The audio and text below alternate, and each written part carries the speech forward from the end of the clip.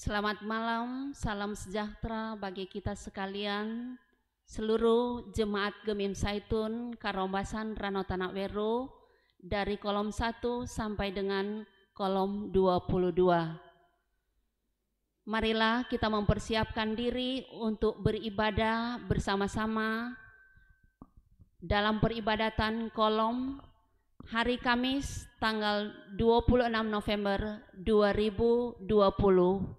Dan pada malam hari ini kita akan dilayani oleh hamba Tuhan Pendeta Jenny Lexi Bato, Sarjana Teologia. Kepada pendeta kami silakan.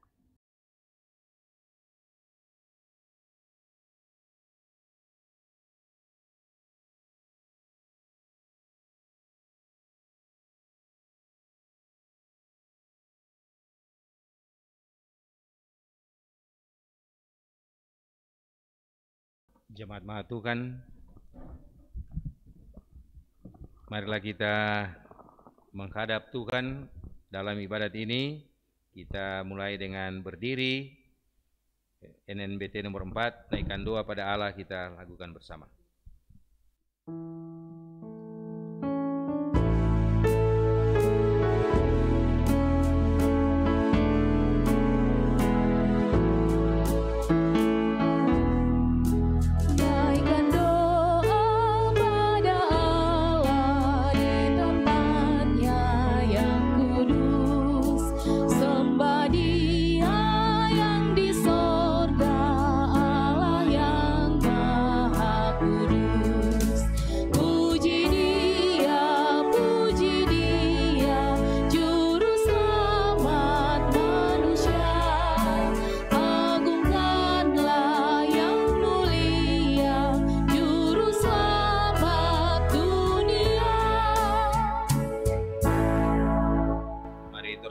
Sejenak.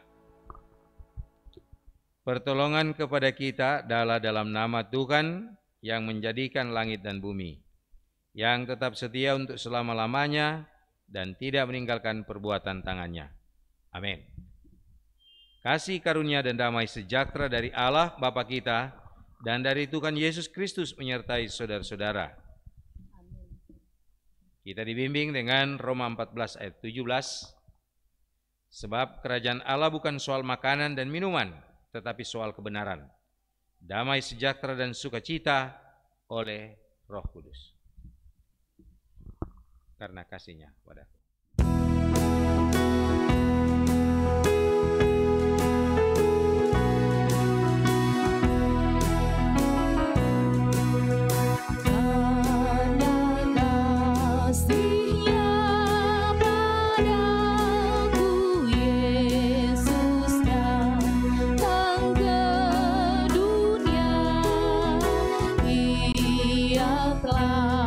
Memberi hidup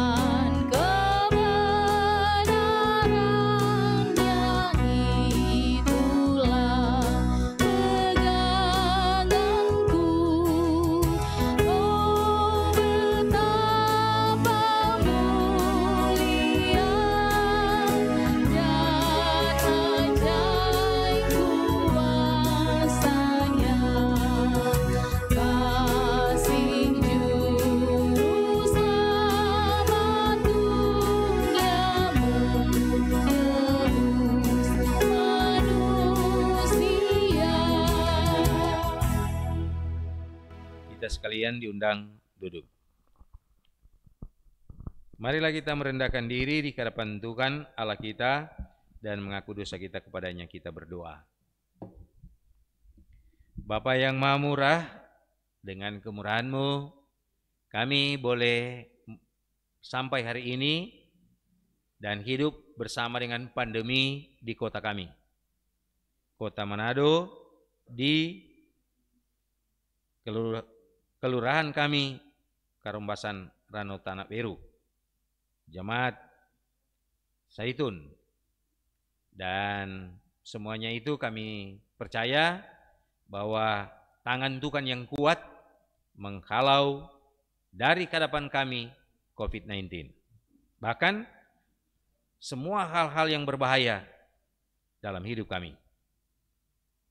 Namun Tuhan, terkadang kami lupa akan hal tersebut dan seringkali kami terjebak untuk mengandalkan diri kami dan mengandalkan kemampuan kami, mengandalkan hikmat kami, yang pada dasarnya hikmat kami tidak ada apa-apanya di hadapan virus COVID-19.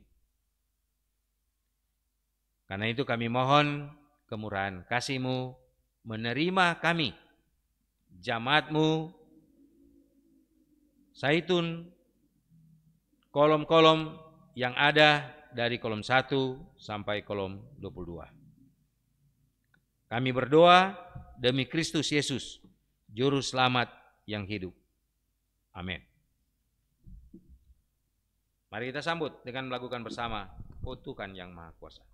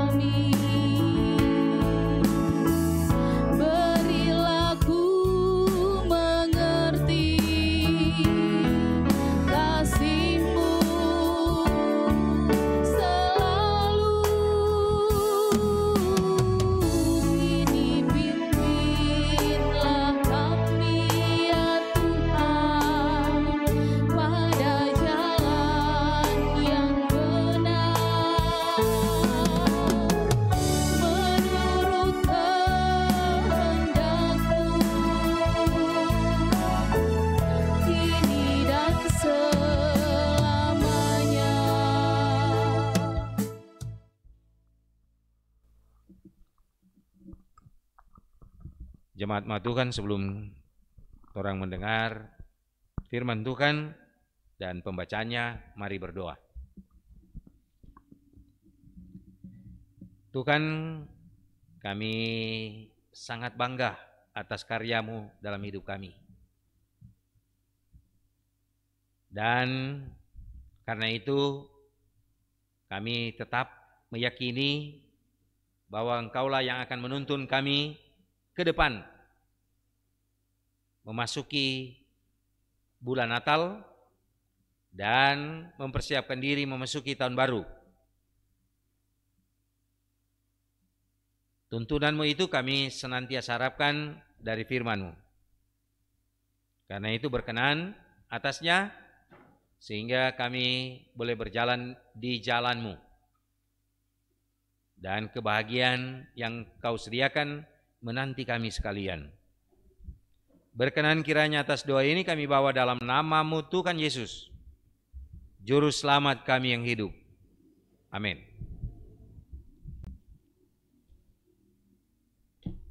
Marilah kita membaca 2 ayat dari Injil Lukas. Injil Lukas pasal 13.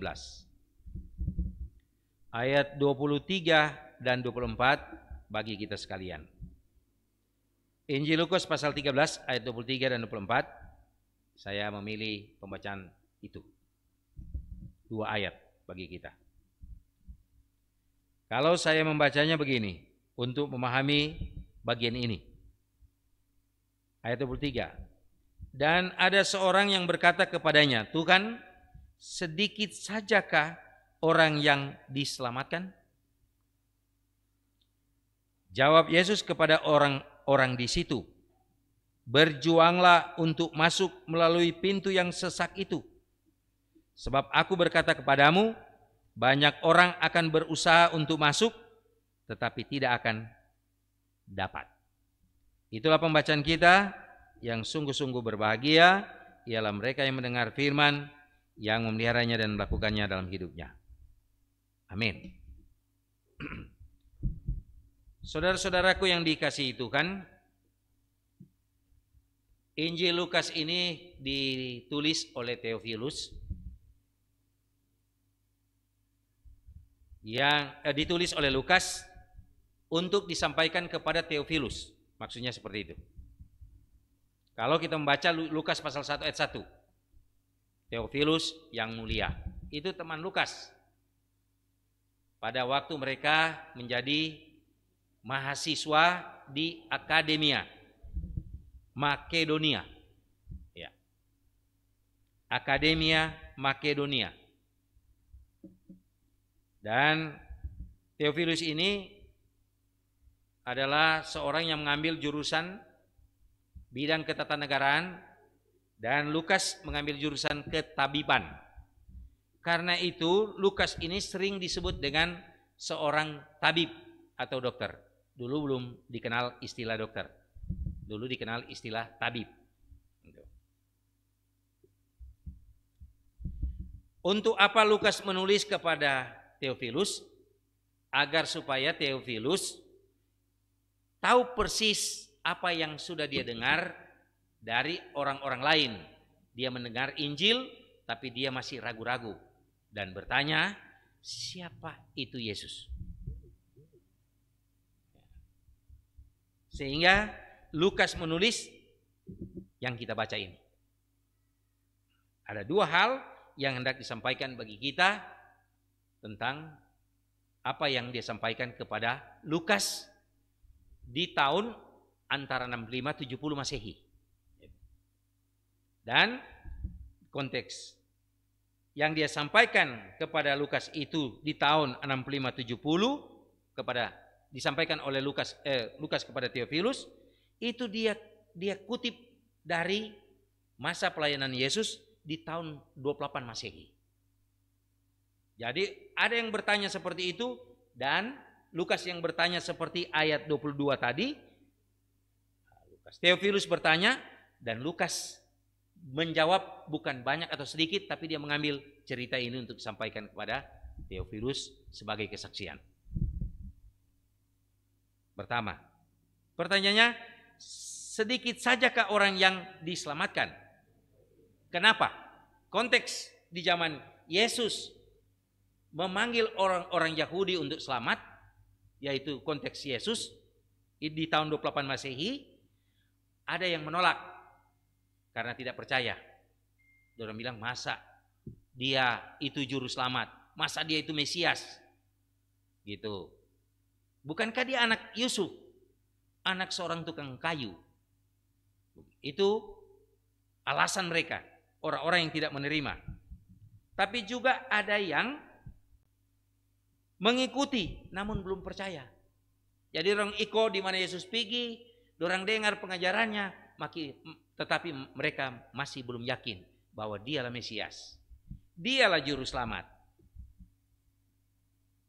Jadi orang-orang demikian adalah orang yang berada di antara dua jalan, percaya atau tidak. Nah, inilah yang disampaikan kepada Theophilus untuk mengatakan kepada Theophilus, awas-awas Theophilus, jangan ngana ada di antara dua jalan, mau percaya atau tidak, gitu. Lalu juga ada yang percaya tetapi tidak mau mengambil resiko. Umpamanya, kalau dorang percaya Yesus seperti murid-muridnya, mereka akan dimarahi oleh orang Farisi. Mereka akan ditolak di tengah keluarga keyahudian. Nah, sehingga mereka percaya pada Tuhan Yesus, tetapi tidak mau ambil resiko. Ada begitu pada zaman itu. Itu konteks Yesus.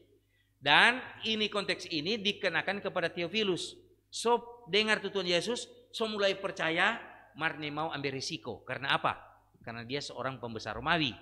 Yang pada zaman itu, para pembesar Romawi harus menyembah Kaisar Roma. Dan ada juga yang percaya, namun tidak setia. Berkhianat. Nah, ini disampaikan oleh Paulus kepada Theophilus. Sehingga ketika Theophilus akan mengambil keputusan mengikuti Yesus, maka dia tahu akibat-akibatnya dan atau konsekuensinya. Itu di tahun konteks Theophilus di tahun 65-70. Kalau seandainya kita mensejajarkan dengan kondisi sekarang ini, ada pertanyaan yang sejajar pengertiannya. Siapakah di antara kita yang akan selamat melewati pandemi? Siapa kira-kira di antara orang yang selamat melewati pandemi? Karena orang tahu ada yang terpapar dan tidak selamat. Kan begitu. Kalau kita mensejajarkannya. Apakah kita yang sehat hari ini masih akan bisa melewati ini pandemi? Karena belum tahu kapan orang imunisasi, kapan orang divaksin, dan kapan ini virus ini berhenti. Gitu. Belum tahu. Apalagi orang lihat dalam keadaan new normal ini, kalau orang lihat sekarang keadaan new normal ini, orang sudah mulai merasa bosan pakai masker. Kalau pergi di pasar, saya 2 kali ke pasar pagi-pagi, jam 6 pagi, setengah 6 pagi, saya pergi ke pasar dan saya lihat di pasar, orang sudah mulai tidak pakai masker. Mungkin sudah bosan atau pandang enteng, nah itu yang terjadi. Sehingga ada pertanyaan, siapa yang akan melewati pandemi ini? Selamat, gitu.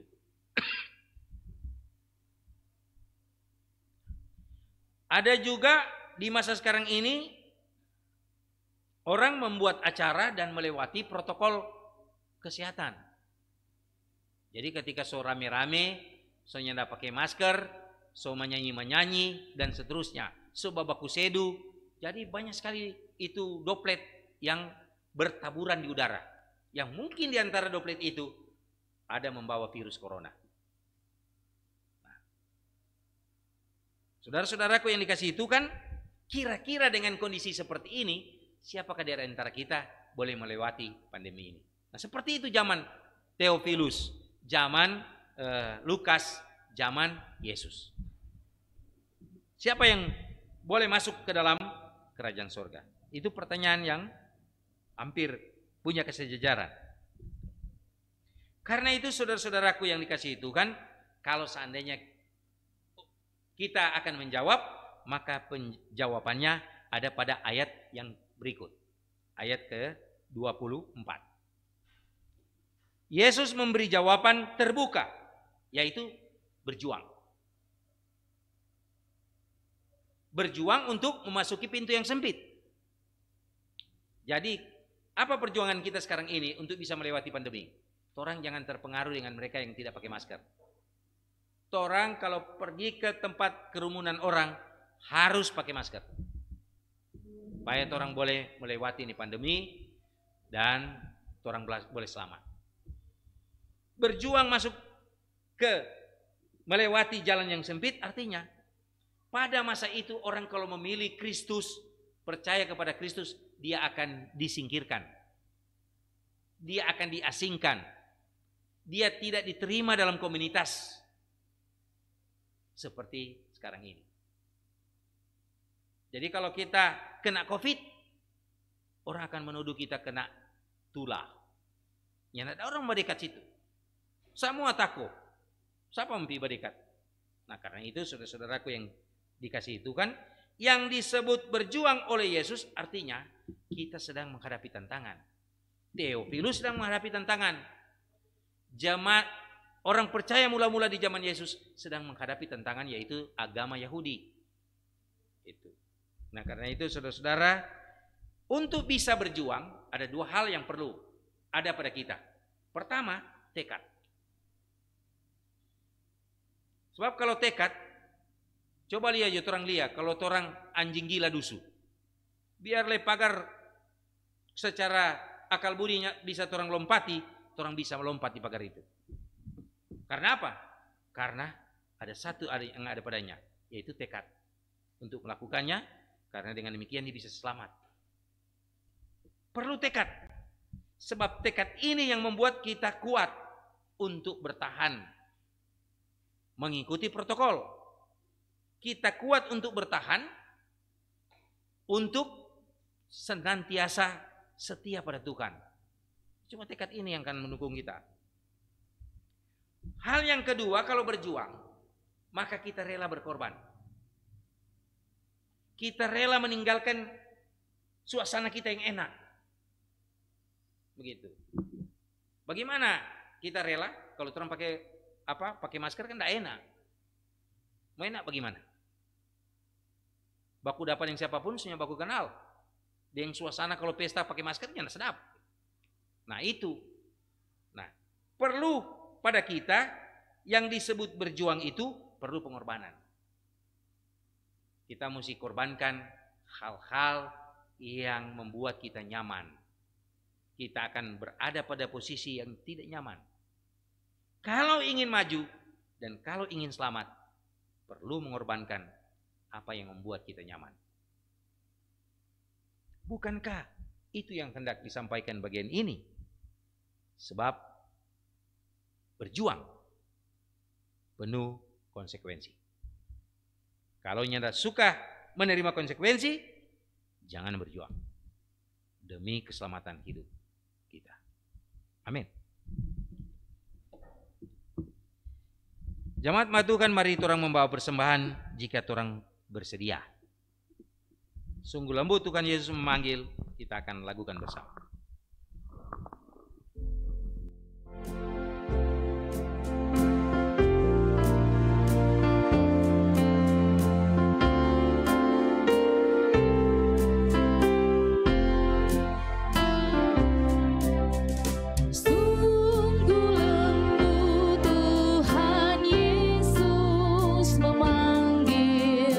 Memanggil aku dan kau.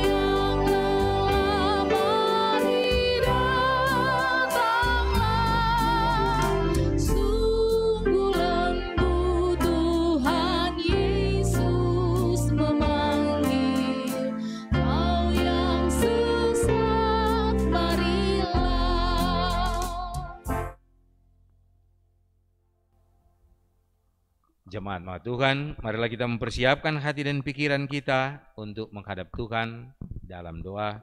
Kita berdoa.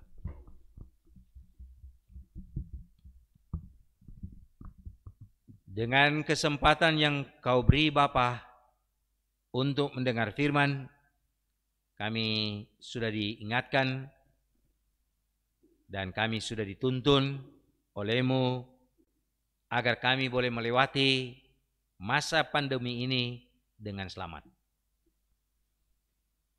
Dan agar kami boleh memiliki hidup kekal sebagaimana apa yang dikatakan Yesus kepada para pendengar waktu itu di zamannya di tahun 28 Masehi, dan oleh Lukas disampaikan kepada temannya Theophilus agar Theophilus boleh diselamatkan dan menerima Yesus sebagai Tuhan, bahkan mengetahui konsekuensi sebagai orang beriman. Bapa, karena itu kami memohon kemurahan kasih-Mu berjalan bersama kami di masa pandemi ini. Sebab dengan Engkau ada, maka segala tantangan dan rintangan akan Kau halau dari hadapan kami, sehingga kami sekalian boleh selamat melewatinya. Tetapi jika Engkau tidak bersama kami Bapa, kami sungguh meyakini bahwa kami tidak akan dapat melewati tantangan dan rintangan di masa pandemi ini dengan selamat. Apalagi untuk masuk ke dalam kerajaan-Mu.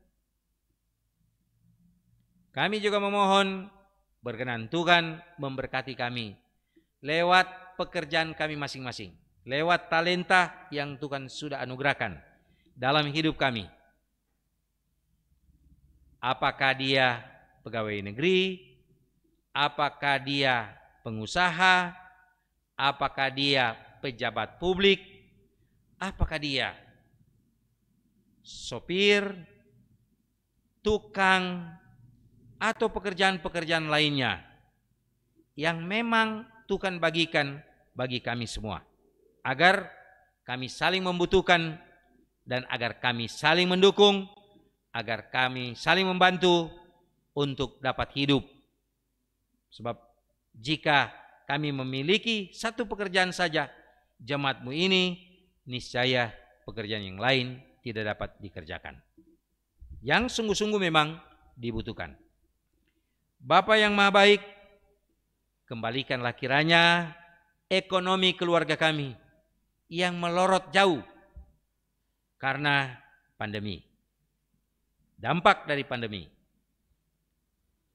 Kiranya Bapa kembalikan ekonomi keluarga kami sehingga kami boleh hidup, dan Tuhan, kami sangat membutuhkannya. Sebab kami akan memasuki bulan Natal. Kami punya banyak harapan di sana. Kami boleh beli baju baru, sepatu baru, boleh beli kue, minuman, agar suasana Natal pada perayaan betul-betul menjadi gegap gempita, menjadi ramai, dan betul-betul membuat semangat kami bangkit untuk menjalani dan memasuki tahun baru dengan tantangan yang baru. Tuhan yang Maha Baik, kami juga memohon kiranya Bapa menjaga para petugas negara yang bertugas, apakah di rumah sakit, di jalan-jalan, atau di mana-mana. Kau kiranya menjaga mereka agar mereka tidak terpapar virus COVID. Sebab mereka berinteraksi dengan banyak orang yang mereka tidak tahu siapa di antara orang-orang itu yang menjadi OTG, orang tanpa gejala, tetapi membawa virus COVID.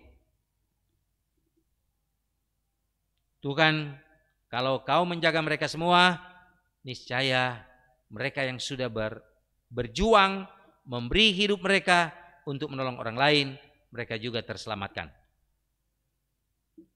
Bapa yang Maha Murah, kami juga memohon kiranya Bapa dukung pemerintah kami, baik di pusat yang sedang diganggu oleh mereka-mereka yang merasa diri mereka lebih pintar,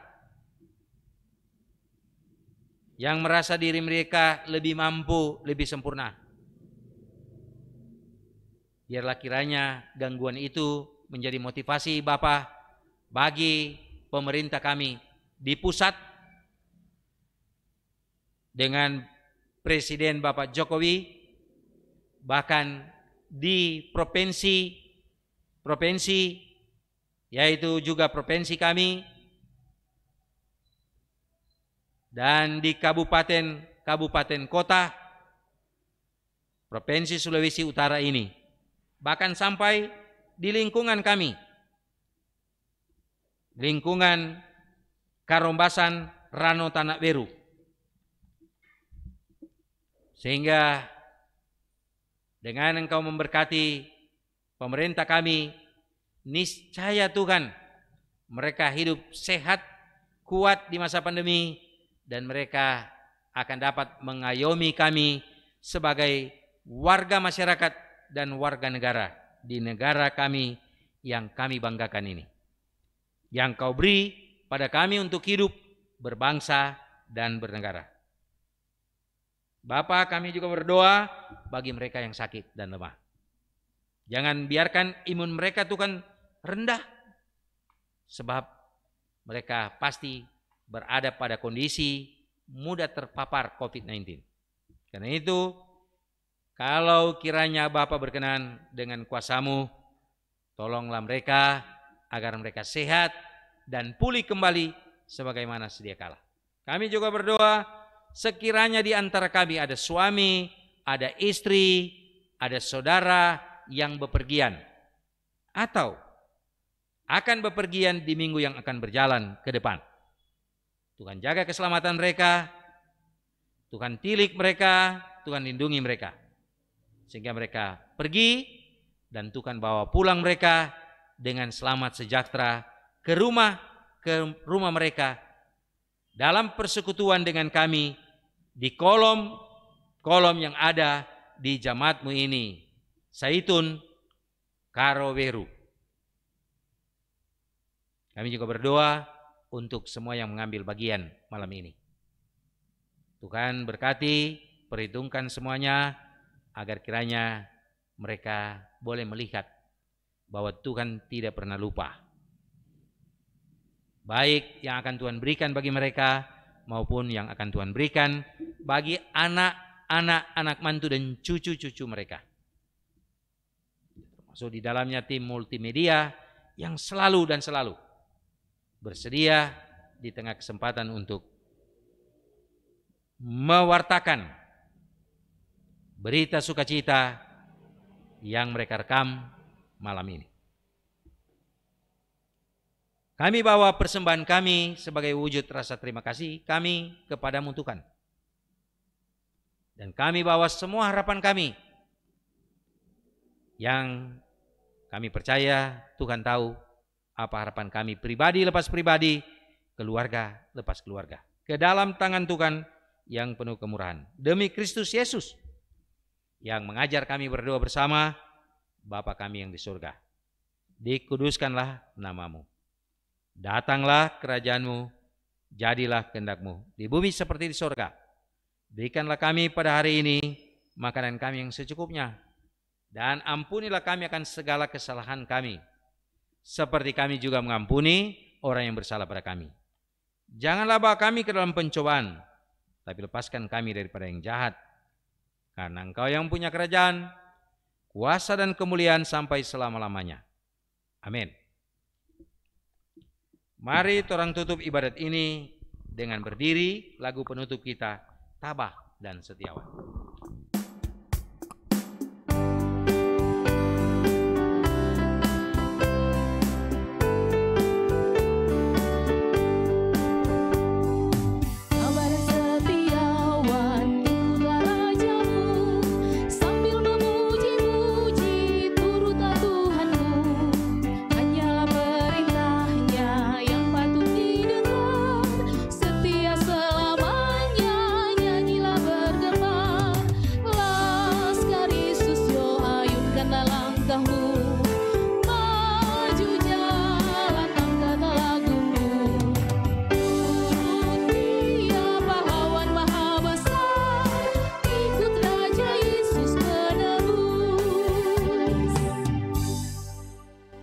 Terimalah berkat Tuhan, kasih karunia Tuhan Yesus Kristus, kasih Allah dan persekutuan Roh Kudus menyertai saudara sekalian.